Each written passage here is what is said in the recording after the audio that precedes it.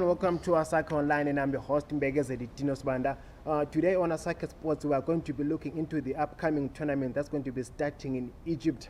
The Africa Cup of Nations is going to be the 32nd edition, and one of its own kind, and the first, or must I say, where we're going to be having 24 teams and 6 groups in all. So joining me today is Coach Chenge and Ali Mangena. We are going to be discussing the odds, the chances of Zimbabwe and other nations that are going to be participating in the tournament. So let's get it off with the gentleman here.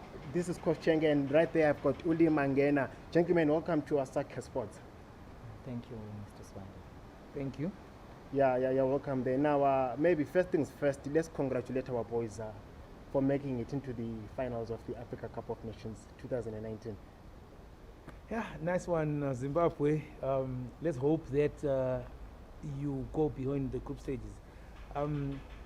I think we shouldn't actually be celebrating qualifications, because when you look at other countries, it looks like it's automatic. When qualifications start, it's a formality, and they're expected to fight for honors when the actual competition starts. But unfortunately for us as a country, since 1980, it was agonizing. Yet so far situations failing to qualify almost at the last hurdle, and finally doing it in 2004, and then maybe disappearing, and then coming back to the tournament in 2006, and then disappearing, and then the other sojourn we made recently in our current. But qualification shouldn't be a problem for us. That's what I'm saying. But anyway, with the 4 qualifications that we got, congratulations, Zimbabwe. Go Warriors, go. And Chenge, what do you think this time around? What are the chances for Zimbabwe? Maybe if you can just rub a shoulder, then later on we're going to discuss more on Zimbabwe. Okay, thank you. From my point of view, I think we stand a very good chance instead in qualifying for the next round, because it's not our first time being there, and being there for the 4th time. I think these past 3 times we've learned something, and we have adjusted to the system of play and everything that happens there. So I think now we stand a very big chance, though tomorrow we're playing against the host. Is going to be a mountain to climb, but I believe in the Warriors. I believe we're going to make it easy. Now, you've just mentioned our record. There is the 4th time we appear in the big stage of African football. First things first, 2004 we played against Egypt, the host of the tournament this time around, and we lost 2-1. What do you think will change this time around? Nothing will change if we do not change, if we do not learn from that situation when we lost to Egypt. We lost to Egypt because of stage fright. We actually scored first, but our players were jittery, and it was their first time on that kind of stage. Now we also have the same pressure. Okay, yes, we have qualified 4 times, but we have the pressure of playing the very first game, the tournament opener, against the host. Stadium is going to be packed. The world will be looking at us. Let's just hope our players have learned a lot from their professional basis where they played. Since we have a majority of foreign-based players, that crowds won't intimidate them. If they are not afraid of the stage, I foresee us coming up with a positive result after 90 minutes tomorrow night. And as a Liverpool fan, Chenge, you know Mo Salah very well. At the same time, you do follow Zimbabwean players. Do you think we're able to contain the Pharaoh King? Yes, I very so much believe in the defense that we have. Not only looking at Mohamed Salah, he might be the biggest threat in Egypt, but there are other players also who are going to make an impact. But if we look at our defenders, we've got Munetsi, who's a regular at Orlando Pirates, who's now signed for the team in France. He's a steady defender. Even in the midfield, he can join in. There is also Teenage Khadebe, a very good defender, though he needs to be a bit steady in terms of marking, not clumsy always. But I don't think Mo Salah will be much of a problem, because the moment we concentrate on Mo Salah, we're actually giving them more room to use other players that we don't know much. So I think if we just concentrate on the whole Egypt team, and maybe, give maybe Mo Salah a bit of an advantage, but closing down whenever he has the ball, I think we're going to be at an advantage. Now, expanding on the record, on Zimbabwean record in the Africa Cup of Nations, we have played 9 games since the quality in each stage. So basically, it's three games each. Now, we've played 9 games in total. We've only managed to win 2 games. That's one against Algeria and Ghana. Yes. At a point in time, we're in the group of death with Senegal, Nigeria, and Ghana. We have lost 6 games and only managed to draw 1. This time around, we've got Uganda and DR Congo. Do you think we can increase our number of draws or our number of wins? What do you think? I'm hoping that we make it to the next round. And our group doesn't really look like a group of death, because look at it, our record against Egypt, we have beaten Egypt before, twice, during the qualifiers for the World Cup, and during an AFCON qualifier. And in that last game, they beat us 2-1.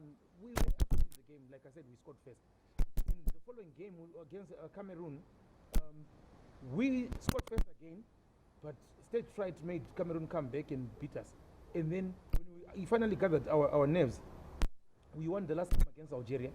Moving to the next one, that's when that one, I can really say that was the group of death, where we lost the first opening games, and we won the last game against Ghana. And the permutations were actually allowing us, if we had won it 3-0, we could have made it to the next round. So what I can term our worst performance is the last time that we were there, that Kalisto Pasua squad, in which the first game against Algeria, it looked like we were going to win it, and then we end up getting held.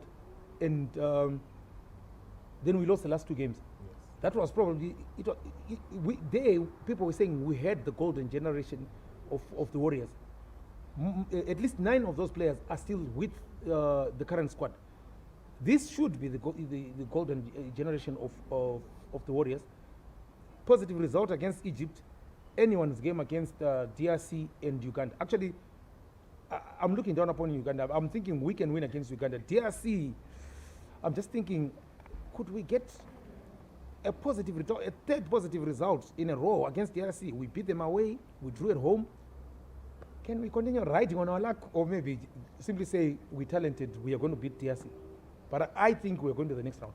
Now, he just mentioned that we have got 9 players who were part of the Pasua squad 2 years back in Gabon. Yeah. Now, do you think with their maturity, are they able to do something different now? Yeah, I so much believe in that, because for now, for the first time, I think there is what we call continuity in football. There is a bit of cohesion within the players. As long as those same players and the new ones, they manage to have mental strength that can gather against the support of the Pharaohs, we'll come out with something tomorrow. Now, maybe if you can just put a comma for a moment, you just mentioned the issue of players. We're going to be looking into the players that we have in our current Zimbabwean squad. Now, let's talk about the 24-team tournament. That's the first time that this happens in the African tournament, and at the same time, it's the first time we're going to be having 6 groups. So maybe for those who do not know, if you can share with us how teams are from the group stages to the knockout stages, how is it going to work like?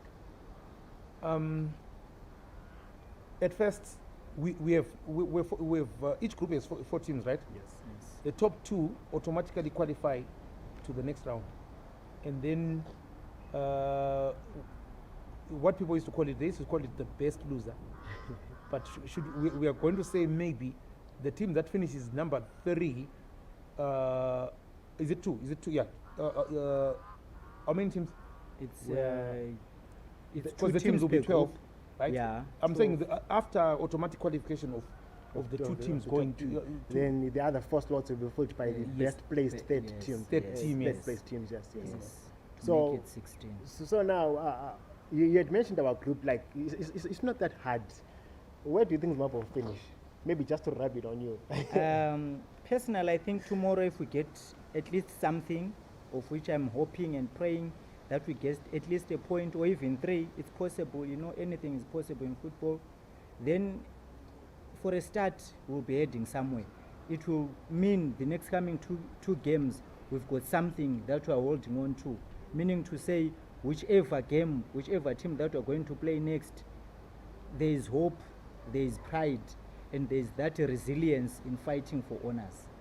So we have the top 2 teams from each group having the automatic qualification to the knockout stages. Then the other 4 slots that are remaining, 4 teams that finished with better points from the 6 groups on position 3 are going to be filling in the last 4, then making it to the round of 16.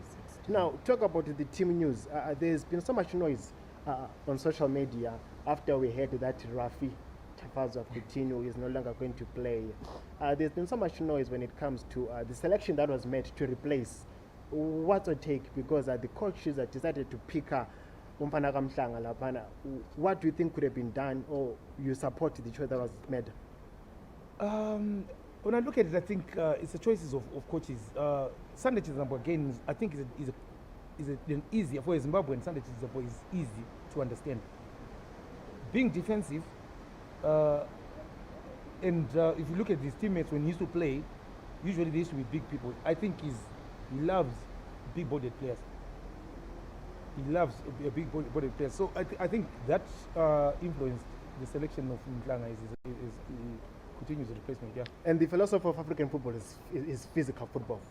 Physical football. Then as for you, Chenge, who do you think could have been picked, or you're sticking with what Mangena just said here? Yeah, I would like to echo his sentiments, because I believe in bringing in Daisy, as we call him. I think he's going to romp in Daisy in the defense, then move Marshall from the defense right to the midfield, whereby there's also Deco and Mafe, which means in terms of balance, is there, because with Lawrence Mhlanga, he's been there before, he's done that, and he's been playing of late with FC Platinum. So I think it gives us something. He also played in the Club Champions League against those African countries. So that also is an advantage in terms of the players that are there, because also if we look at the Southern African countries and the Northern African countries, of late, Southern African countries have been performing much better than the Northern African countries. If we look at the African Champions League, that also gives us a nod ahead of the Egyptians tomorrow. That's beautiful there. Now, as we zoom into the groups, particularly, I just want to pick Group D, where we have our neighbors, South Africa. There is Hakim Ziyech, Morocco. Then the other team there that is making the group of death, we have got Cote d'Ivoire. What's your take on that group? I feel sorry for Bafana. I really do feel sorry for them. But football has changed. The era of small teams and reading too much into history is gone. Yes, anything can happen in that group. But South Africa have been poor really in terms of on the continent, except maybe in club. At first, you remember in Champions League, at first they never really used to concentrate on the Champions League, African Champions League. Now they're in it and they're doing well with your Pirates and your Sundowns and all that. But in terms of national team, sometimes they don't qualify for AFCON, and then this is their return. Where there's Ivory Coast and Morocco, their best chance, I guess, is to fight for third. Now, talking of Ivory Coast, Cote d'Ivoire, formerly known, there is a Nicolas Pepe there. There is a Hakim Ziyech who plays for Morocco, and we just saw his brilliancy with Ajax Amsterdam in the Champions League there. Then there are other players who make up the mass of the quality that we have this far in the tournament. Talk of Riyad Mahrez, who just clinched a beautiful goal for Manchester City when they were playing against Brighton away.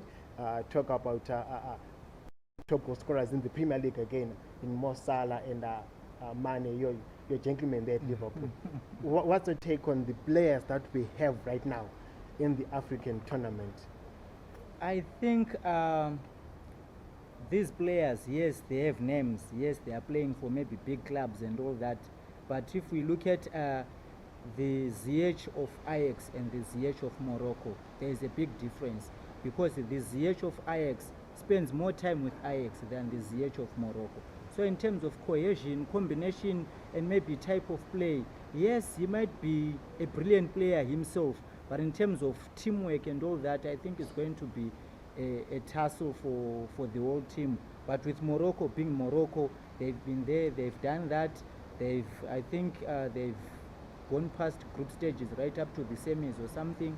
So I think they also stand a good chance. Like my brother said, South Africa. Chances, yes, no. It's both ways, you know. With football, it could be group of death on paper, but realistically, it could turn out maybe to be the easiest group. Then those groups we felt, no, maybe Egypt are the favorites, or so and so. They might also maybe then qualify as the third best team. So, you know, with football, anything is possible. Now we've got Crystal Palace man Zaha turning out for Cote d'Ivoire. In terms of individual brilliance, who do you think is going to be the best? Maybe let's talk of Mo Salah, let's talk of Zaha. These two gentlemen, they are very well known for dribbling and leaving their opponents for dead. A lot of pressure really is on Salah right there. This tournament is taking place in the 4 cities of Egypt. Salah has been a hero of the champions with Liverpool during the Champions. So a lot of people are going to be looking at Salah, but tournaments like AFCON, such showpieces are known for creating new heroes. So watch out for a new hero. Watch out for a Kama Billiard. Watch out for a knowledge Musona. Yes.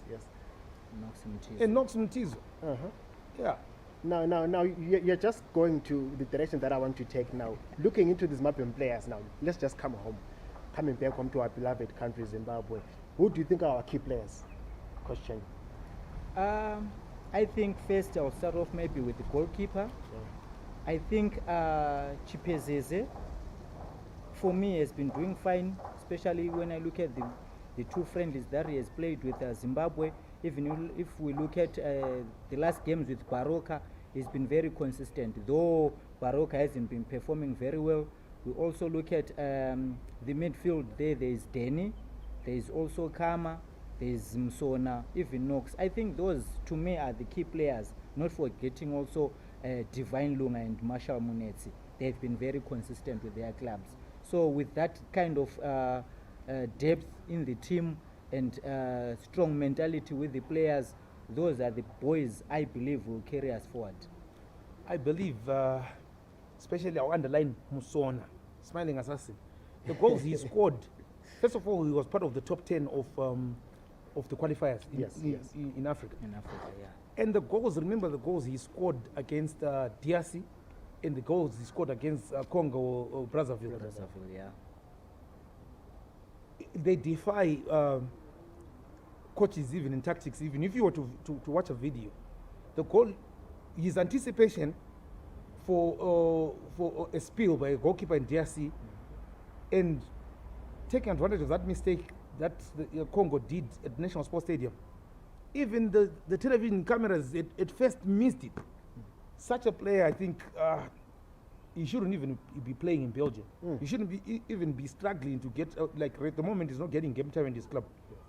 It defies logic why it's like that, unless if it's because of that injury that he took to that well-known prophet the other time. I also look at Kama. The way he plays, he could be one of the African heroes there. But in terms of goalkeeping, I really wish George Chikova was in goals tomorrow. But unfortunately, the yellow cards prevent him. So it's now a toss between the keeper and Chibezeze. I'm not saying they're bad goalkeepers, but games that have such temperatures need a goalkeeper like George Chikova. We saw him when he was playing for Dynamos coming to Baba Field Stadium, where Highlanders fans will pack up the stadium. But Chikova knows how to frustrate the home team to slow down the game. When he starts, okay, I hope I won't be sued, when he starts faking injuries and all that, his big frame, okay, yes, it's just threatening. The keeper is also of a big frame, but I just wish Chikova was in goals against Egypt. Now, how crucial is Marvelous Nakamba? We spoke about the physical nature of African football. How crucial is he in the depth of that Zimbabwean lineup? We know Senegal have got the likes of Idris Ghana, who plays for Everton. Yes. We know how physical our game can be in the land of Africa. And zooming in on Marvelous Nakamba, how crucial is he for the team to gain steadiness in the middle of the park? I think he stands a very big chance because he's been playing in Europe, he plays in Europe, he knows how to clear the midfield area so that it's easy for him to bypass even, the nearby midfielders. And I think maybe because of lack of game time with his club, it might be maybe a big disadvantage. But I think him being steady and him being also a goal poacher, so to say, he's going to give us something. Though I wouldn't prefer Marvelous playing with Danny. They play a similar game, so I think I would prefer one of them, then maybe the other one with a 1 or 2-0 lead just to close shop and, balance the lead. We recently watched Marvelous Nakamba playing against Monaco in the Champions League. He played against Rodri, who is seemingly bound to be joining Manchester City. He played against the likes of Koke. And this time around, he's on the African stage. What's your take? As usual, okay, I mean, like what we said earlier on, we said club is different from the national team. Yes, his coaches may be seeing something that the national team players, coaches, might miss, but I believe he is quite crucial for the Warriors' quest for progression to the knockout stages, and also with the news unconfirmed, right? So one of the local papers was saying that Aston Villa is eyeing him, even though other reports are also saying that reports coming from Aston Villa, they're really expressing ignorance on the matter. But I believe Nakamba could actually be part of the class of the top 11 of Africa at the end of this tournament. Especially if Zimbabwe does well, he'll be quite crucial there. Like what he said when he said he shouldn't be there with Danny. Yes. Danny came in the other games when Marvelous wasn't in. But I don't know, you never know with our coaches. Sometimes they can shock you and put the two of them together in the middle of the packet. Now maybe rounding it off, what are the strengths and the weaknesses? Who wants to take the strengths and the weaknesses? I'd rather go for the weaknesses. Okay, so automatically the strengths fall on your coach. Thanks. Because when I look at the strength, I look at in terms of positive movement, attack-minded players. Who do we have? That's our strength. That's how football is. There's no way we can play football without attacking. My philosophy is let's attack before they attack. Let's commit before they commit. That way, it gives us the edge in terms of moving forward, creating chances, opening spaces, bridging gaps, and getting goals. There's Msona, there's Knox, there's Kama, there's Chawapiwa. Yes, here and there he's been good and bad, but I think in terms of strength, those are the people we have going forward. There's also Divine Lunga, number 1 left back. He loves overlapping, and whenever he does that, believe you me, he brings in a good cross, return. This is a goal. It's only for the strikers to take it in. To decide whether they capitalize or not. The negatives, boring football in the sense where we are ultra defensive. I don't remember which game. I couldn't even enjoy this game. I think it must have been against KRC, where they sit back, we crowd our half. When we get the ball, we just kick it forward and we come back. I would have even preferred that if we're going to be defensive, we even leave one man in front. But the majority of the times, Sunday style, sometimes he leaves one man in front. He doesn't leave one man in front. They clear their lines, come back, and wait for the enemy to come back again. For the fan who's watching at home, that is torture. It's like watching a horror movie with thriller. Then you're afraid on the edge of the seat. Because the 90 minutes, you'll be counting down. Like the other game against Nigeria. They defended that against Nigeria with everything that they have. And that's the type of game that Zimbabwe plays. Extremely defensive, ultra defensive. and we don't enjoy that. And then number two, something that I can say another negative is obviously the preparations and the fact that the boys went outside and we have to look for money, and the money has to be raised when we've already gone, which we should have done maybe months or weeks way before this, so that there won't be cries about winning bonuses and all that. Another negative is where looks like everyone's ambition is we want Zimbabwe to make it to the knockout stages. Where I can't hear anybody say we want to win this cup. Why shouldn't we just be like the Leicester City of the AFCON? Leicester City of the AFCON. No, we want to win it from scratch. And then number two, another one is that when you get to the knockout stages, if matches were to end in draws, I've not seen Zimbabwe being good with the lottery. Penalties, hey, I'm really worried. Each time the game ends and we have to choose our five, and they have to choose our five. And recently we lost against Zambia in the Southern Region tournament, COSAFA, because of the lottery that you've just mentioned. Now, maybe just to make it difficult for you gentlemen, what are your predictions? Coach? I think 1-0 for Zimbabwe. All right. A painful 1-0. Walls of Pharaohs will fall. Wow. Right. I'll give you three predictions. 0-0. Right. First one is 0-0. Number two, it's a stunning 1-0 victory by Zimbabwe over Egypt. And it's us holding Egypt entire game, and then we concede one goal, and once we concede one goal, they end up beating us 2-0. Those are my three predictions. That gets open. Yeah, 2-0. 2-0 when they're beating us, 1-0 when we're beating them, and 0-0 if it's going to be a draw. I don't see a 1-0 draw being possible. Thanks, fellow gentlemen, for joining me on Asakhe Sports. Thank you very much, man. Thank you for the invite. That's it from us on Asakhe Sports. Don't forget to also send your predictions on the comment section, just to hear how much you wish the Warriors well. You can even predict the entire group games, and we see what Zimbabwe is capable of doing.